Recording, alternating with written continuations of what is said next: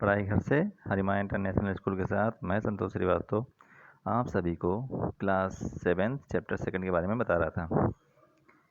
Animals take in food by different methods. Animals जो food लेते हैं वो बहुत ही अलग अलग तरीक़ों से लेते हैं, वही बताया गया है इसमें। The first steps in the process of nutrition in animals is injection, which means taking food into the body. Different animals use different modes of taking food into their body. जानवरों में न्यूट्रिशन की process में पहला step जो होता है वो injection है, यानी कि अंतर्ग्रहण, जिसका अर्थ है शरीर में भोजन लेना। अलग अलग एनिमल्स अपने शरीर में भोजन लेने के लिए विभिन्न तरीकों का उपयोग करते हैं। In fact, every animal has some special structures taking food inside its body. The method used by some of the animals to take in food are described below. Means वास्तव में प्रत्येक एनिमल के पास अपने शरीर के अंदर भोजन लेने के लिए कुछ विशेष संरचनाएं या आर्गन्स होते हैं। जानवरों द्वारा भोजन के लिए इस्तेमाल की जाने वाली विधियां नीचे बताई गई हैं। The frog uses its long and cleft tongue to catch its prey, like insects. A wall lizard and a chameleon also catch their prey, insects, etc., with the help of their fairly long tongue. इसमें बताया गया है कि मेढक एक ऐसा जानवर है जो उड़ने वाले कीड़ों को भोजन के रूप में लेता है। मेढक अपने शिकार को पकड़ने के लिए अपनी लंबी जीभ का इस्तेमाल करता है। इसी तरीके से छिपकली और गिरगिट भी शिकार को पकड़ने के लिए अपनी जीभ का इस्तेमाल करते हैं। Butterfly uses its long feeding tube to suck nectar from flowers. तितली इंसेक्ट्स की श्रेणी में आती है। तितली का भोजन नेक्टर है, यानी कि मकरंद। तितली फूलों से मकरंद चूसने के लिए फीडिंग ट्यूब से उसको सक करती है, जैसे कि हम लोग कोका कोला या पेप्सी को सिप करते हैं। नेक्स्ट हेडिंग है digestion. Our food consist mainly of substance such as carbohydrates like starch, fats and proteins, small amount of minerals and vitamins.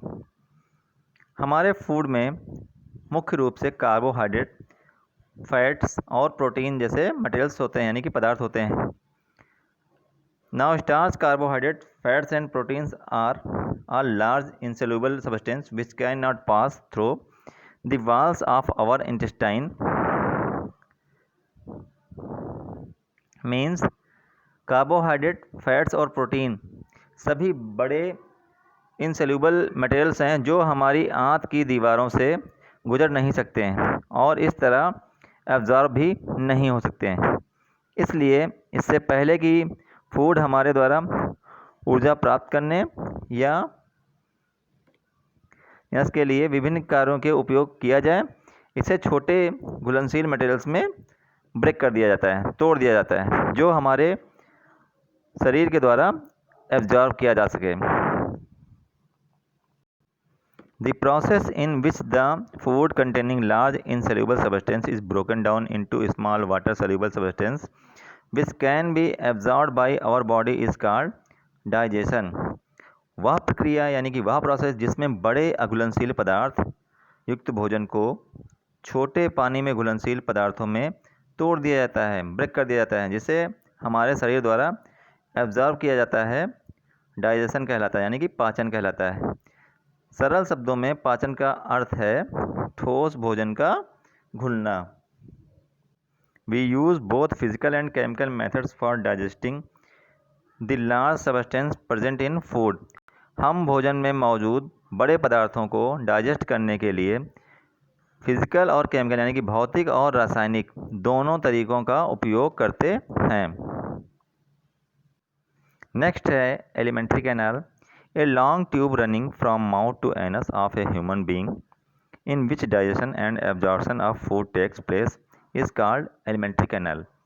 मनुष्य के माउथ से एनस तक चलने वाली एक लंबी ट्यूब जिससे भोजन का यानी कि फूड का डाइजेशन और एब्जॉर्प्शन होता है, को आहार नाल कहा जाता है। एलिमेंट्री कैनाल को हिंदी में आहार नाल कहते हैं।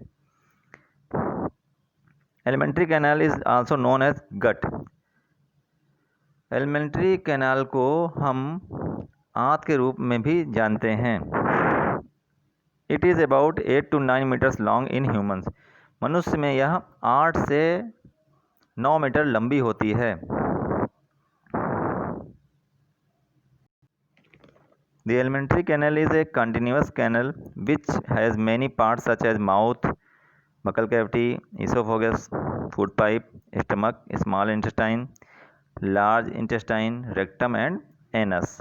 Means आहार नाल एक निरंतर पैनल है जिसमें mouth, oesophagus, small intestine, large intestine, rectum और एनस होते हैं। नेक्स्ट हेडिंग है human digestive system. When we eat food its gets broken down into smaller and soluble substances during digestion.